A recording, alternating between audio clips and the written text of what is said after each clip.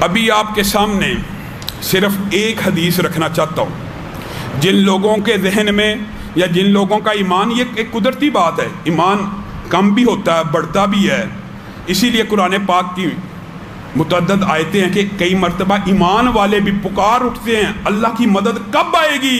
اللہ جواب میں کہتا ہے پھر وہ ایمان والوں کو پتہ ہونا چاہیے کہ اللہ کی مدد بہت ہی قریب ہے، اللہ دور نہیں ہے، اللہ قریب ہے. ایک حدیث کے اوپر غور کر لیں، ایک حدیث. آدم سے لے کر قیامت تک جتنے انسان پیدا ہونے ہیں، آج انسانی آبادی 7 ارب، آج صرف 7 ارب کی بات نہیں اللہ کر رہا، آدم سے لے کر قیامت تک جتنے پیدا ہو چکے ہیں اور جتنے ہونے ہیں، سارے کے سارے اللہ رب العزت کی بارگاہ میں آ جائیں اور آدم آ کے کیا کہیں؟ اس حدیث کے الفاظ کے اوپر غور کر لو. آدم آ کے اللہ کو کہیں اللہ زمین و آسمان میں اس وقت جتنے خزانے ہیں مجھے عطا کر دے. اللہ وہ سارے خزانے آدم کو عطا کر دے. ان کا بیٹا ہے وہ بھی یہی دعا کرے اللہ اس کو بھی عطا کر دے. آدم سے لے کر قیامت تک جتنی اولاد آنی ہے، بیماری سے کیسے بچنا ہے؟ یہ دنیا کے زمین و آسمان کے سارے خزانوں کے بارے میں حدیث ہے. قیامت تک ہر انسان آئے اور اللہ کی بارگاہ میں آ کے یہی دعا کرتا رہے زمین و آسمان کے سارے خزانے مجھے دے دے. اللہ ایک ایک کو دیتا رہے، ایک کو بھی خالی ہاتھ نہ لٹائے. تو اللہ کے خزانے میں اتنی بھی کمی واقعہ نہیں ہوتی. کتنی؟ جب تم سمندر میں ایک سوئی اس کو سمندر میں ڈالتے ہو پھر نکالتے ہو، اس سوئی کے اوپر ایک قطرہ آ جاتا ہے. دیکھا ہوگا کبھی بھی پانی کے اندر ڈالیں اٹھائے ایک قطرہ آ جاتا ہے. سمندر ہو اس میں ایک سوئی کو ڈالا جائے نکالا جائے، ایک قطرے کی وجہ سے ان سمندروں میں جتنی کمی واقعہ ہو جاتی ہے نا، اللہ کے خزانوں میں اتنی بھی کمی واقعہ نہیں ہوتی. تم نے اللہ کو کیا سمجھا ہوا ہے؟ تم نے اللہ کو نہیں سمجھا، اس لیے تم کفار کے پیچھے بھاگ رہے ہو. اور ایسا بدبختی کا دور ہے،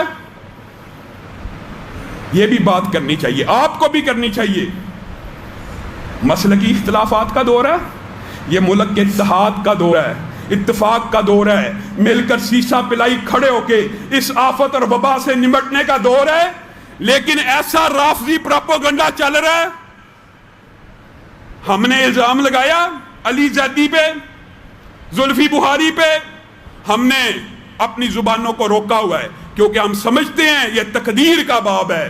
جس کو مصیبت پہنچنی ہے ساری دنیا جمع ہو جائے، مصیبت اس سے دور نہیں ہو سکتی. اور جس کو نہیں پہنچنی ساری دنیا پہنچانے کی کوشش کر لے، اس کو نہیں پہنچنی. اس وجہ سے ہم نے یہ پراپوگنڈا نہیں کیا اور نہ ہم اس پراپوگنڈے کا شکار ہوئے. لیکن آپ کو حقیقت پتہ ہے، تفتان بارڈر کھولا گیا، مریض لائے گئے زلفی بخاری اور علی زیدی کی وجہ سے. آپ کو پتہ ہے کیا ہم نے فرقہ واریت کی وجہ سے ان کے خلاف پراپوگنڈا کیا؟ یہ ہماری خاموشی کو کیا سمجھتے ہیں؟ کمزوری. اگلے دن سے بیان دینا شروع کر دیے.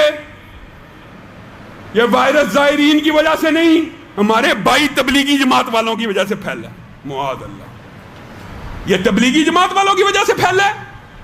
تم نے تبلیغی جماعت کے اوپر ظلم کیا، تشدد کیا، ہم اس کی مذمت کرتے ہیں. تبلیغی جماعت کو لوارث سمجھا ہوا ہے، وہ بیچارے شریف بے ضرر، نہ ان کو وہابی اپنی مسجدوں میں گھسنے دیتے ہیں، نہ بریلوی، وہ چپ چپیتے. بعض دیوبند بھائیوں کی دیوبندی بھی کہیں نہیں گھسنے دیتے. وہ اللہ کے دین کی بات کرنے والے، فقہ کا اختلاف ہونا الگ بات ہے، لیکن ان کو باقاعدہ نشانہ بنایا جا رہا ہے.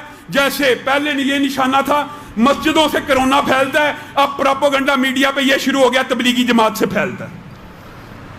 یہ جھوٹ ہے، یہ پراپوگنڈا ہے. یہ آپ نے تفتان بارڈر کے جواب میں یہ بات کی ہے. ہم آپ کو کہتے ہیں آپ رک جائیے. عوام کو اتنا سنب نہ کریں کہ یہ لاوا پھٹ جائے. جھوٹ ایک حد تک برداشت ہوتا ہے. ہم اپنے تبلیغی بھائیوں کے ساتھ کھڑے ہیں. اگر ان کے اوپر ظلم تشدد ہوگا ہم آواز بھی اٹھائیں گے. اور اچھی بات ہے، بعض سیاستدانوں نے بھی یہ بات کہی ہے کہ تبلیغی جماعت کمزور ضرور ہے لیکن اس کو کوئی لوارس نہ سمجھے، اس اچھی بات ہے، یہ بیانات آنے چاہیے، دین پسند طبقے کی طرف سے بھی آنے چاہیے کہ یہ تبلیغی جماعت کے خلاف جو پروپیگنڈا اس کو بند کر دیا جائے، یہ مین ہینڈلنگ، اس طرح تشدد، اس طرح ظلم ہم برداشت نہیں کریں گے۔ آپ سب ساتھیوں نے بھی ان کے حق میں آواز اٹھانی، بعض ساتھیوں نے یہ بھی اعتراض کیا اور بعض ساتھیوں نے کچھ سوالات بھی کیے۔ جو لوگ جمعہ نہیں پڑھ سکے یا جمعہ مسجدوں پہ آ کے نہیں پڑھ سکتے وہ کیا کریں؟ یاد رکھیے دونوں باتیں درست ہیں۔ گھر کے اندر جمعہ کروانا حضرت انس سے ثابت ہے، اور اسی طرح جمعے کے دن گھر کے اندر ظہر کی نماز اگر کسی بندے کا جمعہ رہ جائے شرعی عذر کی وجہ سے وہ پڑھ سکتا ہے، تو دونوں باتیں درست ہیں۔ بعد نے اعتراض کیا جمعے کے بعد آپ نے کیوں دعا کرائی؟